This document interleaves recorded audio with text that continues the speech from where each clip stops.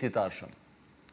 Dhe vazhdojnë ta kenë akoma të njëjtin qëndrim. Me dëgjuat dhe ju, zotrim Paris Guri, cili tha se asesin nuk pranojmë të bashkëpunojmë me Lëvizjen Vetëvendosje, e po ashtu para disa ditësh ish deputet të tjerë në këtë studio nga PDK dhe AK, edhe ata ishin të prerë se nuk do të bashkëpunojnë me Vetëvendosjen dhe do të krijojnë një qeveri të opozitës. Në rast se kemi një rezultat pak a shumë të ngjashëm me atë që kishim në zgjedhjet e 9 shkurtit, ka gjasa që të përsëritet sërish kjo situata e njëjtë që kemi pasur për kaq muaj?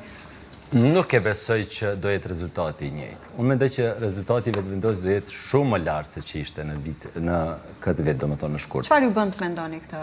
Sepse ne po e ndjejmë, po e shohim çdo ditë, unë gjatë gjithë takimeve që kam pasur me qytetarë, me bizneset të cilat anatemohen pa drejtësisht. Ajo situatë që është krijuar dikujt edhe do t'i faturohet, dhe ajo sigurisht do të mirret vesh pas 28 dhjetorit. Unë mendoj që qytetarët, po them, kam takuar disa biznese.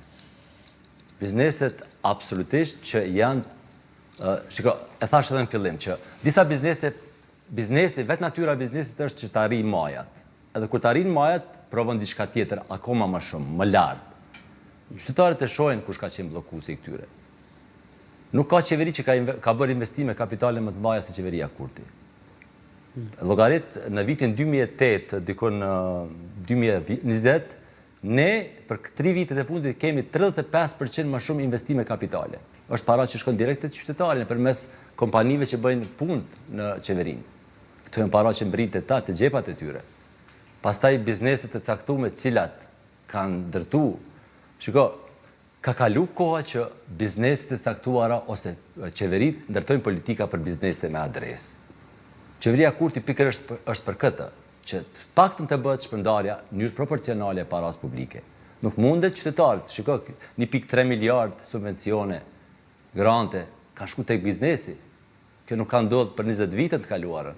Këto janë parat që biznesi i prek çdo ditë. Shiko, gjithë këto industri, super puna, 20.000 të rinj që janë fut punës. Plus, të e pas parasysh që qeveria ka marrë përsipër që 6 muajt e parë, kur fillon punën, ta paguaj. Nga ato janë 51% gra, femra të reja, 49% mashkuj. Domethënë, plus ka bërë edhe një zgjidhje të re që ka motivuar në format ndryshme edhe gjinin femërore, domethënë, gratë tona, cilat gjithmonë kanë qenë të përbuzura nga e kaluara. Pra duke i përmendur gjitha këto, ju besoni se për tërë ngërçim politik, qytetarët edhe nuk do ta mbajnë përgjegjes Lëvizjen Vetëvendosje. Ndoshta e kam fjalën kur them qytetarët në aspektin e daljes në zgjedhje, mënyrës se si ata gjykojnë dhe votojnë më pas. Shikoj, mendoj që qytetarët e Kosovës kanë një arsye më shumë që të dalim të gjithë në zgjedhje, sepse kanë një arsye më shumë që duhet të votohet qeveria Kurti, të votohet kryeministri Kurti dhe gjithë lista e saj fituese. Ndëgjoja me vëmendje kundër kandidatin tim, që ishte pak më herët këtu nga Prapaskena, thash edhe një herë. Është djalë i ri, është moshatari i vajzës time. Edhe unë prisja nga që të flas diçka ndryshe, të flas për të ardhmen, të flas për të rit, flet për gjitha që do duhet fliste një i ri. Ai fliste vetëm për, domethënë, Vetëvendosja edhe mirë kuptoj këtë pjesë, sepse duhet ta kenë një pajtor kujdestar për mos suksesin e tyre. Por ti mohosh faktet është e padrejtë. Qeveria Kurti është zotuar që ndërta do jetë qendra e IT-s, një kull e madhe në qendër qytetit. Sot ne japim shërbime për kompanitë prestigjioze në botë, nga të rinjtë e Kosovës. Vajza ime është 24 vjeçare. Ajo punon për një kompani e cila ka pagë super të madhe, midis Prishtinës. Këto janë të rinjtë e Kosovës. Edhe këtë duhet ta bëjmë së miti dhe ka bërë qeveria Kurti. Shikoj, 20.000 të rinj thash. 20.000 të rinj ka marrë. Po në anën tjetër ka pasë e të rinj që e kanë braktisë vendin, gjatë kësaj periudhe. Shiko, nuk e fajson njeri askë në qoftë se pretendon, po ka dhe shumë të rinj që janë kthy, unë një disa prej tyre që janë kthy.